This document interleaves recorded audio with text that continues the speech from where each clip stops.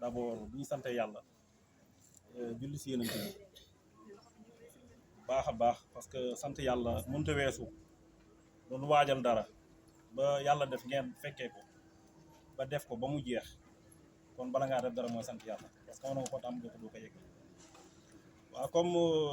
d'abord damay nuyu nga xam ne moom mooy Sidi Albouri Ndiaye mi nga xam ne moom mooy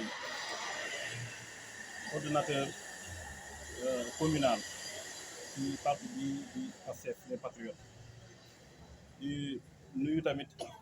bépp responsable bi nga xam ne mi ngi fi teew tey ñu ngi lay nuyu bu baax a baax ci sa teewaay di nuyu tamit Khady Sy mi nga xam ne moom mooy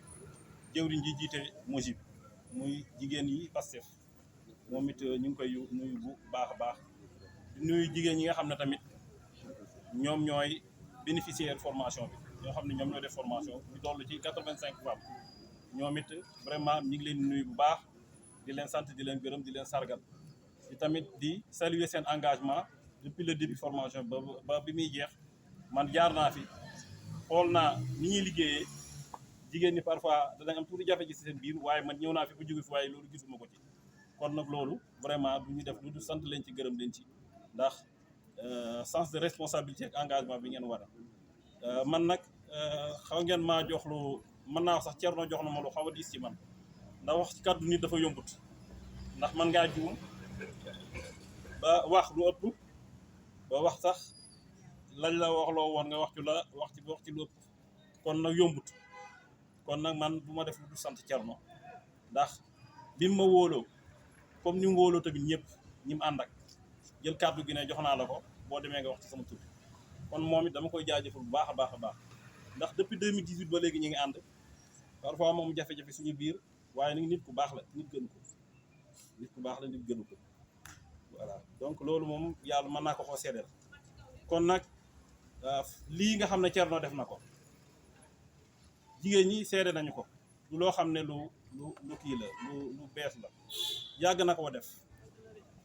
koo def parfois sax mu def ko ba pare man après laa koy yëg ba ci formation bi ni mu demee dama xëy rek mu woo ma dama taan xëy mas nañoo waxtaan ci affaire formation jigéen ñi yàgg na mën na juróomi weer juróom benn weer waaye nag app bi jot na dañ ko war a def ma ne ko kañ la mu ne ma nag wool Khady Sy nga laaj ko kañ la ma woo Khady Sy mu wax ma kañ la ma ne ko léegi nag yow waxtaan la jigéen ñi mu ne man danaa woo jigéen ñi waxtaan ak ñoom noonu la formation bi demee kon Thierno kàddu yi ma santoon rek muy kàddu cant mu ne mi ngi sant bu baax tous les responsables de Pastef commune Linguère tàmbalee ci Sidi Albouri bi nga xam ne moom la fi yàlla def mu doon jëwriñ ji jiite fii ci commune bu Linguère kon Sidi Thierno mi ngi lay sant bu baax ci seen taxawaay bu jógee ci loolu sant googu da ngay teg ci sa loxo pour nga santal ko bépp responsable ndax boo fi limee mën ngaa juum nee na daal Thierno nee na vraiment mi ngi sant ñëpp sant responsable yëpp ci bu mu la sante ba pare tamit nee na mi ngi sant tamit vraiment Khady Sy mun na Khady Sy nag dañ naan na Mojib kon moom ñëpp ci gannaawam rek lañu moom moo bon ñëpp kon boo na Khady Sy boo santee Khady Sy day mel ne sant nga jigéen ñëpp